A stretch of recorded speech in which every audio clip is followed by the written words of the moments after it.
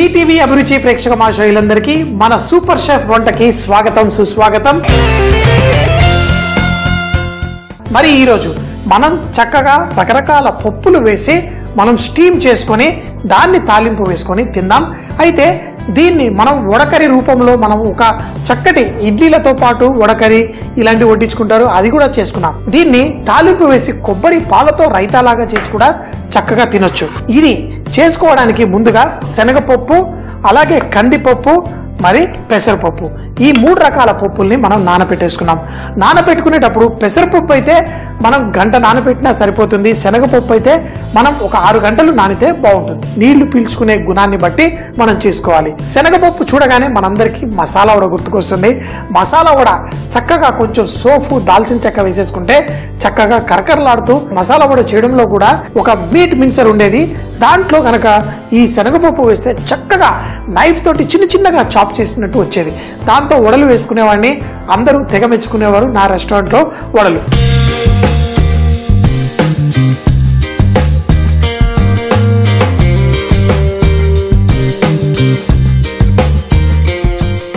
ఈరోజు ఈ శనగపప్పు నానబెట్టిన దాన్ని మిక్సీలో వేసుకుందాం. దీంతో పాటు పచ్చిమిరపకాయ, అల్లం, ఈ పచ్చిమిరపకాయ అల్లాన్ని దీంట్లో మంచి సువాసన అందజేస్తుంది, కావలసిన ఆ ఘాటు కూడా అందజేస్తుంది. సో మరి నీళ్లు పడకుండా కేవలం శనగపప్పు అలాగే ఈ కందిపప్పు ఇందులో వేసుకొని అలాగే పెసరపప్పు వీటన్నిటిని వేసి దీన్ని ఫైన్ గా పేస్ట్ చేసేసుకొని దీన్ని మనం కుడుముల్లా చేసుకొని మనం స్టీమ్ చేసుకోవాలి. అయితే ఇది కుడుముల్లా మనకి రాకపోతే ఇందులో బియ్య పిండి వేసి కూడా మనం చేసుకోవచ్చు. సో మరి ముందుగా అయితే ఈ 3 రకాల పప్పులు, దీంట్లో కొంచెం అంత ఉప్పు కూడా వేసేసుకుందాం.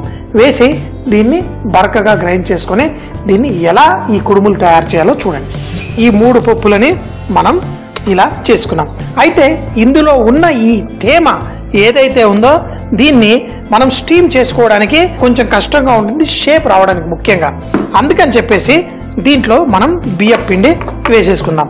దీంట్లో మనకు కావలసిన ఉప్పు అంతా పర్ఫెక్ట్గా ఉంది. చపాతీ పిండిలా మనం దీన్ని కలిపేసుకుందాం. మిక్సీ జార్లో వేసాం కదా, తరువాత దీన్ని ఈ విధంగా కలిపేసుకుంటే మనకి ఒక ముద్దలా తయారవుతుంది. ఈ ముద్దని కొంచెం నూనె పోసుకొని మనం ఈ ముద్దని కొంచెం మర్దన చేసేసుకుందాం. ఒక చెంచాడు నూనె ఇందులో పోసేసి ఈ విధంగా మర్దన చేయండి. ఈ బియ్య పిండి మనకి ఆ బైండింగ్కి చక్కగా పనిచేస్తుంది. ఇప్పుడు ఇది పర్ఫెక్ట్. కావాలంటే మరి కొంచెం బియ్య పిండి వేసేసుకొని చక్కగా కలిపేసుకుందాం. ఇప్పుడు ముద్దలా తయారైంది. మనం దీన్ని ఎలా మనం స్టీమ్ చేసుకోవాలో చూడండి. ముందు క్లాత్ ఇందులో వేసేసుకుందాం. అయితే దీనిపైన నీళ్లు పడకుండా ముందుగా దీన్ని మనకు కావలసిన షేప్లో చేసి దీంట్లో స్టీమ్ చేసుకోవాలి. అది ఎలాగో చూడండి. పిండితోటి మనం చూడండి ఇలా చక్కగా బుల్లెట్ షేపుల్లో చేసుకోవాలి. మరీ సన్నగా కాదు, మరీ లావుగా కాదు, ఈ మాత్రం చేసేసుకొని ఇలా మనం స్టీమ్ చేసేసుకుందాం. స్టీమ్ చేసుకున్న తర్వాత మనకు కావలసిన విధంగా మనం కట్ చేసుకొని చేసుకోవచ్చు. ఈ విధంగా ఈ పిండిని అంతా వేసేసి మనం దీన్ని చక్కగా స్టీమ్ చేసి తర్వాత ఎలా కట్ చేసుకోవాలో చూడండి. చక్కగా ఇందులో అయిన తర్వాత ఈ స్టీమ్ వస్తుంది. ఈ స్టీమ్ చక్కగా ఇలా పెట్టేసి మనం దీన్ని ఒక 10 నిమిషాల పాటు ఎలా ఇడ్లీ స్టీమ్ చేసుకుంటామో దీన్ని స్టీమ్ చేసుకుందాం. సాఫ్ట్గా అయిన తర్వాత స్టవ్ కట్టేసి చల్లారిన తర్వాత దీన్ని ముక్కలు కట్ చేసుకోవాలి. ముక్కలు కట్ చేసుకొని దాన్ని మనం తాలింపు వేసుకొని చక్కగా తింటే చాలా బాగుంటుంది. అందులో ఈరోజు కొబ్బరి పాలతో రైతా చేసుకొని దీన్ని ఎంజాయ్ చేద్దాం. 7-8 నిమిషాల పాటు స్టీమ్ చేసిన తర్వాత చాలా వేడిగా ఉంది. మరి దీన్ని ఇలాగే స్టీమ్ అవరిద్దాం. మంచిగా చక్కగా అయిన తర్వాత దీన్ని ముక్కలు కట్ చేసి తాలింపు వేసుకోవచ్చు. అయితే ఇది మీరు బ్రేక్ఫాస్ట్లో తినొచ్చు, ఈవినింగ్ స్నాక్ లాగా తినొచ్చు. అయితే ఈవినింగ్ స్నాక్ లాగా చేసుకునేప్పుడు కొంచెం మసాలాదారుగా చేసుకోవాలి. అదే బ్రేక్ఫాస్ట్లో తినేటప్పుడు అయితే చూడండి ఎటువంటి మసాలా లేకుండా కేవలం ఆ పసుపు వేసి ఉల్లిపాయల తాలింపుతోటి చక్కటి టేస్ట్ తీసుకొద్దాం. మరి దీన్ని కట్టేద్దాం. కట్టేసిన తర్వాత కొంచెం చల్లారిన తర్వాత దీన్ని ముక్కలుగా కట్ చేద్దాం. అయితే మరొకటి, దీంట్లో నీళ్లు పీల్చుకోకుండా మనం అప్పటికప్పుడు తీసి బయట చల్లార్చుకోవచ్చు. కానీ లేదనుకోండి ఇలా మూత తీసి దీన్ని వదిలేసేయండి. నీళ్ళంతా కిందికి వెళ్ళిపోతుంది. ఈ పైన మాత్రం చక్కగా డ్రైగా మనకు వస్తాయి. తర్వాత ముక్కలు కట్ చేసుకోవడానికి బాగుంటుంది. ఈరోజు కొబ్బరి పాలలో మనం చక్కగా వెల్లుల్లి అన్నీ వేసి చక్కగా తయారు చేసుకొని దీన్ని దాంతోపాటు ఎలా తినాలో కూడా ఈరోజు చూద్దాం. సో మరి కొంచెం చల్లారిన తర్వాత ఇవన్నీ ప్లేట్లో తీసుకుందాం. దీన్ని వేడిగా ఉన్నప్పుడే మనం చక్కగా ఇలా తీసేసి ఇలా ప్లేట్లో మనం వేసుకొని వీటిని మనం కొంచెం చల్లారి చేసుకుందాం. దీన్ని చల్లారిన తర్వాత దీన్ని సన్నగా ముక్కలు కట్ చేసుకోవాలి.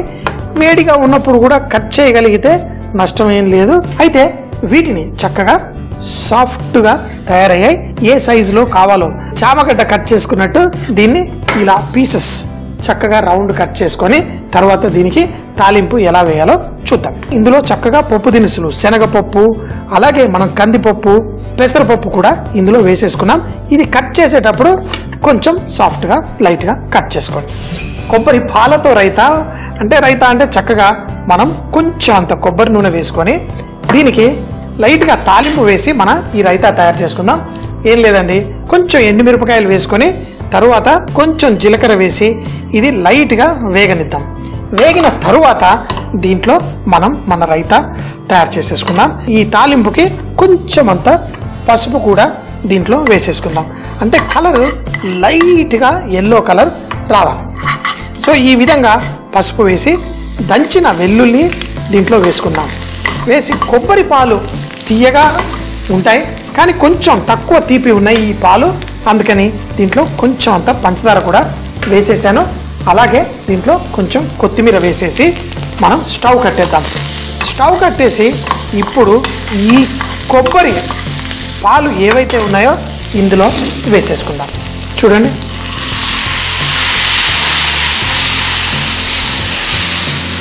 వేసేసి స్టవ్ కట్టేశాను. దీంట్లో మనం చేసుకునే ఈ కుడుములతో చేసే దీన్ని చక్కగా ఎంజాయ్ చేద్దాం. చిటికెడంతా ఉప్పు ఇందులో వేసి దీన్ని టేస్ట్ చూడండి. చక్కగా పర్ఫెక్ట్గా బాగున్నాయి. చక్కగా నాకు కావలసినట్టు పర్ఫెక్ట్గా ఉంది. ఇప్పుడు దీన్ని మనం ఒక దాంట్లో పోసేసుకొని వెల్లుల్లి ఈ కొబ్బరి పాలతో చేసిన ఈ రైతాని చక్కగా దీంతో ఎంజాయ్ చేద్దాం. ఈ రైతా రెడీగా ఉంది. మరి ఇప్పుడు దీనికి తాలింపు వేసుకుందాం. ఈ తాలింపు వేసుకోవడానికి మరి కొంచెం కొబ్బరి నూనె వేసుకుందాం. వేసుకొని ఈ నూనె చక్కగా వేడెక్కిన తర్వాత మన తాలింపు వేసుకుందాం. అది కూడా ఆవాల తాలింపు. ఎప్పుడైనా ఆవాల తాలింపు అనేసరికి నూనె వేడెక్కాలి. నూనె వేడెక్కిన తర్వాత ఆవాలు చిట్టపట్లాడితేనే మంచి సువాసన బయటకు వస్తుంది. ఇందులో ఆవాలు, జీలకర్ర, మినపప్పు, కొంచెం ఇంగువ, కరివేపాకు, ఉల్లిపాయలు, కొత్తిమీర, కొంచెం పసుపు ఇవన్నీ వేసి చక్కగా తాలింపు వేసుకొని దీన్ని ఇడ్లీలు తింటామో లేకపోతే ఇంకేమో తింటామో స్టీమ్డ్ ఫుడ్ లాగా చక్కగా తిని ఎంజాయ్ చేద్దాం. ఈ కొబ్బరి నూనె వల్ల దీనికి మంచి టేస్ట్. నూనె వేడెక్కిన వెంటనే మన ఆవాలు, ఇంకా నూనె వేడెక్కలేదు, ఇవి వేసినా కొంచెం టైం పడుతుంది చిట్టపట్లాడడానికి. సో వేడెక్కకుండా వేస్తే ఇలా ఆగాలి 1 నిమిషం పాటు. మరి చిటపట్లాడిన తర్వాతే మిగతా స్టార్ట్ చేద్దాం.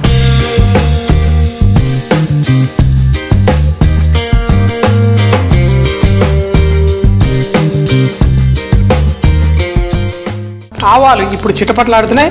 ఇందులో మనం జీలకర్ర, అలాగే మినప్పప్పు, కొంచెం ఈ మినప్పప్పు గుండ్లులా ఉన్నాయి. ఇది చక్కగా విరిగిన మినప్పప్పు అయితే మనకి ఇంకా చక్కగా కరకరలాడుతూ పర్ఫెక్ట్గా ఉంటుంది. గుండ్లైనా పర్లేదు, అంటే నూనె మరీ వేడెక్కకూడదు, గుండ్లు మాడకూడదు, జీలకర్ర కూడా చక్కగా కాలాలి. అందుకని ఆ పంట వేడి తగ్గడం కోసం ఈ విధంగా చేస్తున్నాను. ఎప్పుడైతే నా గుండ్లకి మంచిగా, నా గుండుకు కాదు ఈ గుండ్లకి మంచిగా ఆ చక్కటి రంగు వస్తుందో అప్పుడు మనం కరివేపాకు, కొంచెం అంత ఇంగువ, అలాగే సన్నగా తరిగిన ఉల్లిపాయలు, ఈ ఉల్లిపాయలు కూడా మంచి టేస్ట్ ఇస్తుంది. ఇప్పుడు కొంచెం అంత ఉప్పు దీంట్లో వేసేసుకుందాం. కేవలం ఈ ఉల్లిపాయలకి సరిపడంతనే, ఎందుకంటే నేను ఆల్రెడీ ఇది మంచిగా స్టీమ్ చేసేటప్పుడు దాంట్లో ఉప్పు వేసాను, దానికి ఉప్పు అవసరం లేదు. ఇంకా దీంట్లో కొంచెం అంత పసుపు వేసేసుకున్నాను. దీన్ని చక్కగా టాస్ చేసి కొత్తిమీర, అలాగే చిన్నగా కట్ చేసుకున్న వాటికి, అయితే నూనె నేను కొంచెం తక్కువ వేసాను, నన్ను అడిగితే ఇంకా కొంచెం ఎక్కువ వేసుకుంటారు, దీన్ని తినడానికి పర్ఫెక్ట్గా ఉంటుంది.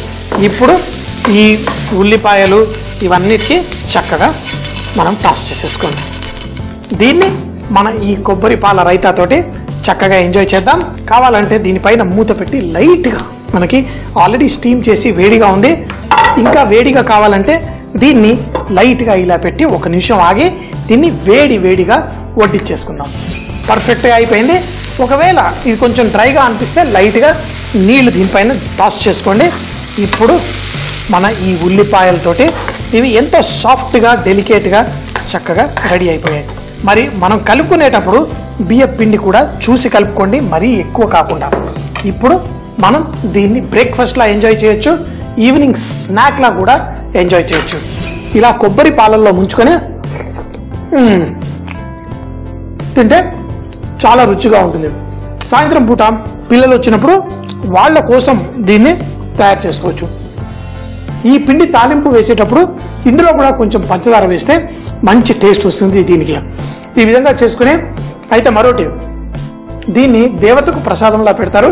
దీన్ని తినేటప్పుడు మాత్రం కొబ్బరి పాలల్లో ఇలా ముంచుకొని చక్కగా తింటే భలే అద్భుతంగా టేస్టీగా ఉంటుంది. కొబ్బరి పాలు కదా, కొంచెం ముంచుకోవచ్చు, కొంచెం తాగొచ్చు కూడా. పప్పు కుడుముల వేపుడు. దీన్ని తయారు చేయడానికి ముందుగా శనగపప్పు, పచ్చిమిరపకాయలు, అలాగే అల్లం కూడా వేసి కందిపప్పు, అలాగే పెసరపప్పు వీటన్నిటిని మిక్సీ జార్ లో వేసి ఫైన్ గా పేస్ట్ చేసుకోవాలి. దీన్ని ఒక బౌల్లో వేసి కొంచెం అంత బియ్యం పిండి, కొంచెం నూనె వేసి కలిపి చూపించిన విధంగా చిట్టి చిట్టి చామదుంపల్లా చేసుకొని మనం స్టీమర్ లో పెట్టుకోవాలి. ఒక 10 నిమిషాల పాటు స్టీమ్ చేసి ఆరిన తర్వాత దాన్ని చిన్న చిన్న ముక్కలుగా కోయాలి. దీంతో పాటు కొబ్బరి రైతా చేసుకోవడం కోసం దాంట్లో తాలింపులో ఎండుమిరపకాయలు, జీలకర్ర వేసి పసుపు, వెల్లుల్లి, కొత్తిమీర తాలింపు వేసుకొని కొబ్బరి పాలు వేసి చక్కగా ఈ రైతాన్ని తీసి పక్కన పెట్టుకోవాలి. ఉడికిన ఈ పప్పు కుడుములని చక్కగా పాన్ లో నూనె తీసి ఆవాలు, జీలకర్ర, మినపప్పు, కరివేపాకు, ఉల్లిపాయ ముక్కలు, ఉప్పు అన్ని వేసి చక్కగా తాలింపు వేసుకోవాలి. దాంట్లో పసుపు, కొత్తిమీర కూడా వేసి ఈ ముక్కలని అందులో వేసి లైట్ గా టాస్ చేసుకుని కొబ్బరి పాల రైతాతో వడ్డించుకొని తింటే చాలా రుచిగా ఉంటుంది. ప్రతిరోజు ఈటీవీ అభిరుచిలో అద్భుతమైన రుచికరమైన వంటలు ఎన్నెన్నో చూస్తూ ఉంటారు. అవి మళ్ళీ చూడాలనుకుంటే మన యూట్యూబ్ లో ఈటీవీ అభిరుచిని సబ్స్క్రైబ్ చేయండి. మరిన్ని కొత్త విషయాలు తెలుసుకోవాలి అంటే మన ఈటీవీ అభిరుచి ఫేస్బుక్ పేజ్ ను కూడా లైక్ చేసి కొత్త విషయాలు తెలుసుకోండి.